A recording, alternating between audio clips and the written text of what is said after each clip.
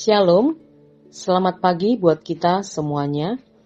Semoga Bapak, Ibu, Saudara-saudari yang dikasihi Tuhan tetap dalam keadaan sehat dan tetap prokes. Sebelum kita mendengarkan kebenaran firman Tuhan, marilah kita berdoa. Kasih karunia dan damai sejahtera bagi kamu dari Allah Bapa, Anaknya Tuhan Yesus Kristus, dan Roh Kudus. Amin.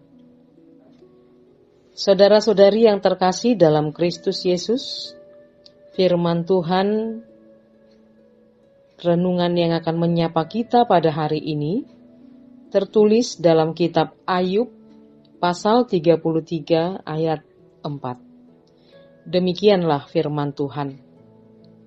Roh Allah telah membuat aku, dan nafas yang maha kuasa membuat aku.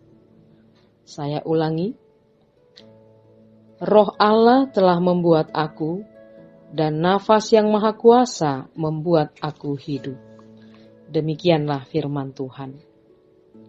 Saudara-saudari yang terkasih dalam Kristus Yesus, kita mungkin pernah mendengar bahwa seorang pendaki gunung pingsan atau bahkan meninggal dunia setelah dia sampai di sebuah puncak gunung yang ketinggiannya mencapai 6.000 meter. Hal itu dikarenakan karena kadar oksigen di ketinggian puncak gunung itu sudah berkurang atau sedikit, yang mengakibatkan pendaki itu kesulitan untuk bernafas dan akhirnya meninggal dunia. Mendengar kejadian itu, kita akan menyadari bahwa begitu pentingnya oksigen itu bagi keberlangsungan hidup manusia.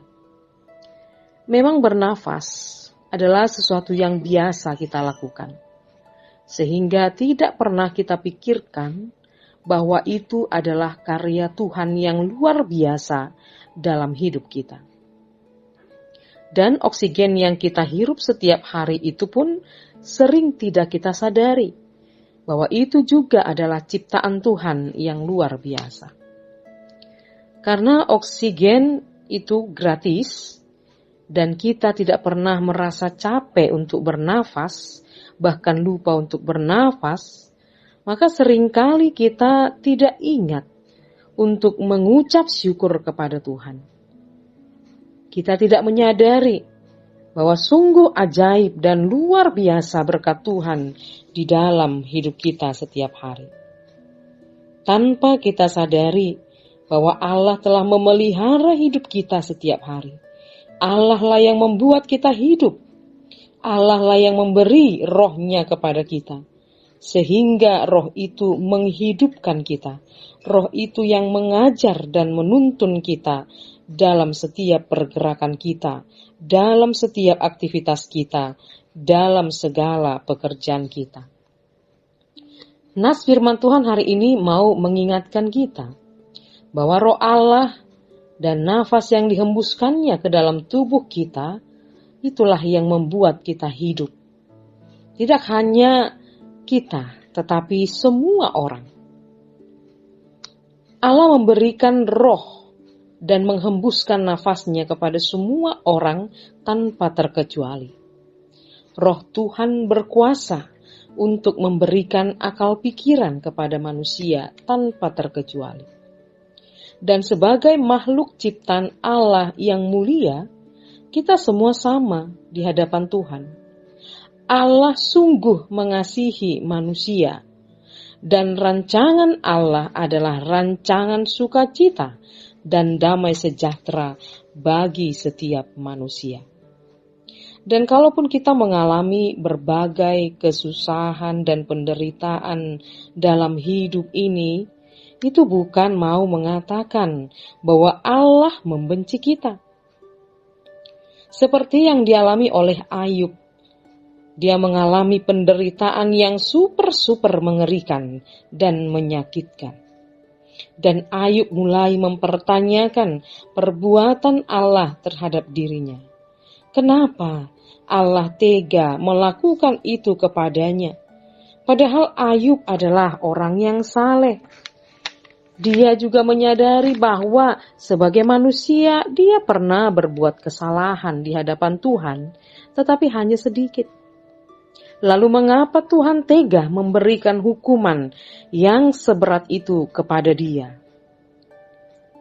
Saudara-saudari yang terkasih dalam Yesus Kristus, namun pada saat itulah Elihu, salah seorang dari sahabat Ayub, menasehati Ayub bahwa apa yang sedang dialami Ayub itu adalah caranya Tuhan untuk semakin meneguhkan iman percaya Ayub kepada Tuhan.